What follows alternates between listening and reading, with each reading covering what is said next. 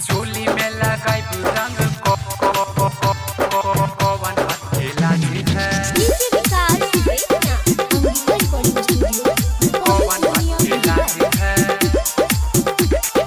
अब की फागुनावा में देवर के राज है, देवर के राज है जी, देवर के राज है।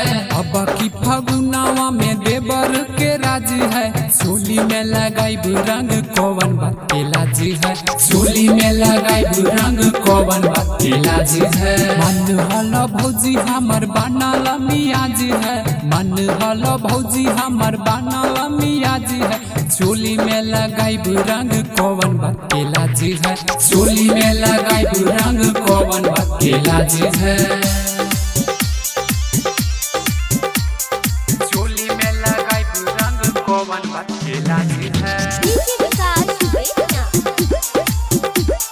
झोली में लगाई रंग कौन अकेला जी है। होली में खेलब खेलब अपन साथ ये भौजी, लाल पियर लगैब मन बात ये भौजी। रोवे पिचकारी भौजी तोहरे पे नाजी है, रोवे पिचकारी भौजी तोहरे पे नाजी है। झोली में लगाई रंग कौन अकेला जी है। झोली में लगाई रंग कौन अकेला जी है। झोली में लगाई रंग कौन अकेला जी है। झोली में लगाई रंग कौन अकेला जी है।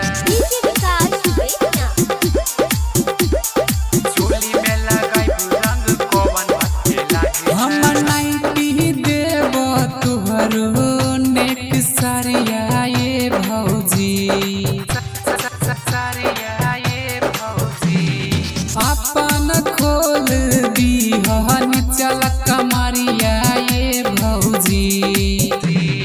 रणवीर चिंटू संग खेलत समाज है, रोशन चिंटू संग खेलत समाज है। झोली में लगाई रंग कौन अकेला जी है।